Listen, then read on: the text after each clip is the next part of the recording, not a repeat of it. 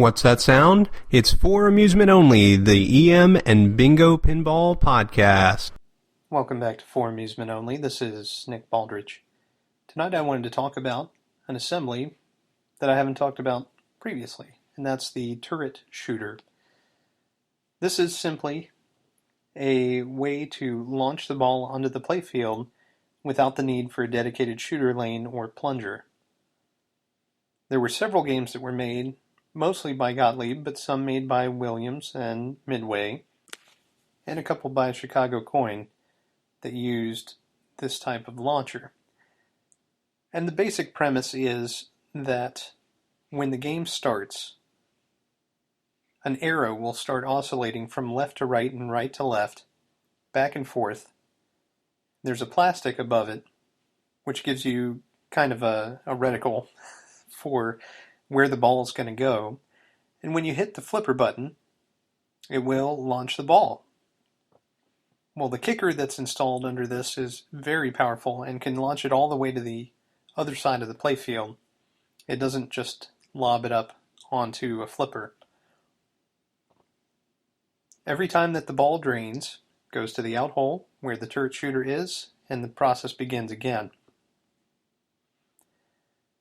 There were many popular wood rail games that Gottlieb made that used this feature, starting with Bank-A-Ball in 1950, Buffalo Bill, also in 1950,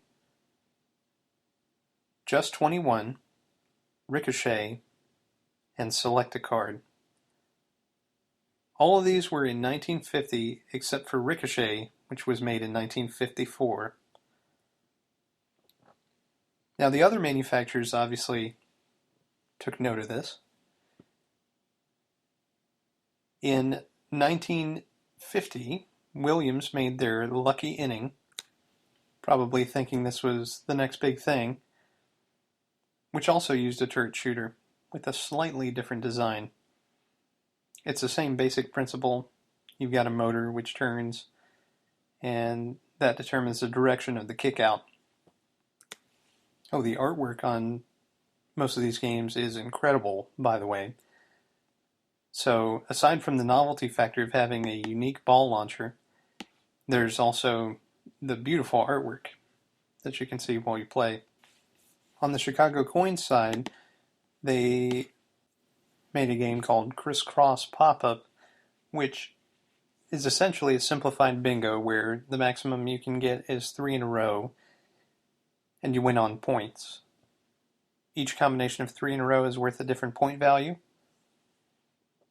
and you get a certain number of shots. It's basically just an arcade game. And then they have the pinball high score pool, which is much maligned, because there is an upper playfield which obscures 3/4 of the pinball machine. I've never played one. I think it's pretty neat the way that they spelled out the shot patterns on that game. You have 2-inch flippers in the turret shooter, but I'm guessing the big problem is that you just can't tell the angle at which the ball is coming back towards your flippers, and therefore it would be very difficult to judge if you can save. I'm also curious if it's perhaps a little too easy. It's either too difficult or too easy, and I'm not sure which it is, just by looking at pictures. Hopefully I'll play one of those one day and form an opinion on it. Ricochet, it's worth noting, the Gottlieb, the one which is listed in 1954, was only a sample game. It never made it into full production, according to Wayne Nyans. On the Williams side, Williams Winner and Hay Burners 2 both use a turret shooter.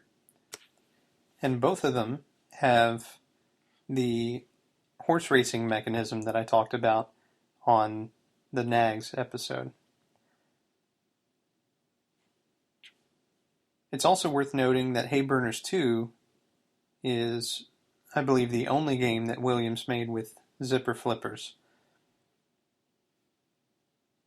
So, the turret shooter is a pretty simple mechanism, but for the designer of any of these games, it made an additional inch or inch and a half of space that they could use to develop new features, extra targets, and so forth.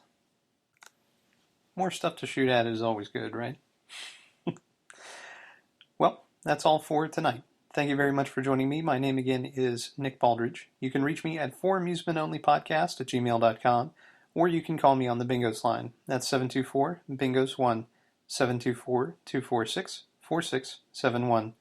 You can listen to us on iTunes, Stitcher, Pocket Casts, via RSS, on Facebook, on Twitter at Bingo Podcast. You can follow me on Instagram, also at Bingo Podcast, or you can listen to us on our website, which is foramusementonly.libsyn.com. Thank you very much for listening, and I'll talk to you next time.